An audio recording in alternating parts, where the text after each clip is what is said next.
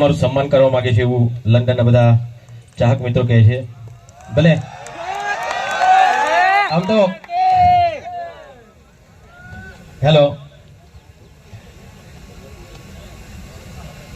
ઘણા વર્ષોથી ફિલ્મ લાઈનમાં છું. 2006 તમને ખબર હશે, મેં મીડિયા સામે પણ ઘણી વખત વાત કરી. ને 2007માં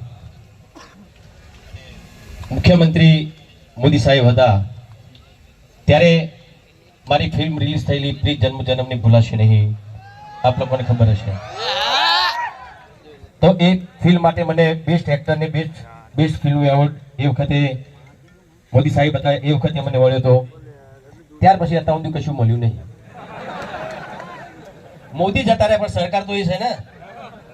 હા, એ વખતે એટલી સારી એક્ટિંગ પણ નથી આવડતી. કદાચ એવું બન્યું છે કે ઠાકોર સમાજના આવરી લેવા માટે પણ એવું કર્યું હોય, એવું પણ બને. પણ જે પણ હોય, પણ એ વખતે સન્માન તો કર્યું હતું ને ભાઈ. જ્યારે ઠાકોર સમાજ માટે 3 સેક્ટરમાં જગ્યા આપવામાં આવી ત્યારે મોદી સાહેબ ભાષણ કરતા હતા. ત્યારે હું ભાષણ બેસી રહ્યો હતો આવી રીતે. ત્યારે મોદી સાહેબે કીધું હતું કે વિક્રમ ઠાકોર ક્યાં છે?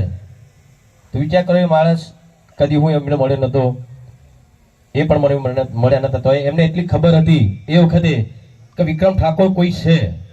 એ વખતની વાત કરું છું. ન તો અત્યારે એ જ સરકાર, તો એ સરકારના લોકોને ખબર નહીં કે વિક્રમ ઠાકોર કોણ છે. ચલો જવા દે બધી વાત, આપણી વાત નહીં કરવી. આપણે બધી વિવાદોમાં પડવું નહીં. હું પહેલા કહું છું, આપણે વિવાદ માટે ઉભા નહીં થયા.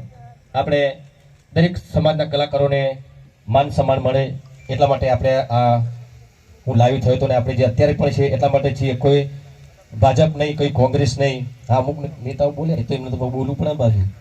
હા, તો એમને તો મોકો જોઈતો હતો એટલે બોલી કાઢ્યું. એ તમારો વિષય છે, મારો વિષય નહીં. એ પણ એ મારો વિષય નથી. આમાં શું છે કે ભાઈ જે થઈ રહ્યું હતું એના પછી ઘણા બધા મારા પિક્ચરો આવ્યા. મા બાપના આશીર્વાદથી લઈને પ્રેમ ગુરુ તારું કેમ કરી ભૂલે, રાધા તારા વિના ગમતો નથી, અવતાર ધરીને આવું છું, ખેડૂત એક રક્ષક, એની પણ મીડિયામાં મેં વાત કરી જ હતી. હમણાં ટૂંક સમયમાં જ રિલીઝ થઈ હતી અને એટલી બધી ચાલી. રાતના 12 થી 3 ના શો પણ ચાલતા હતા. કલોલમાં આપણે એક થિયેટર છે મલ્ટીપ્લેક્સ, ત્યાં ને ઘણી બધી જગ્યાએ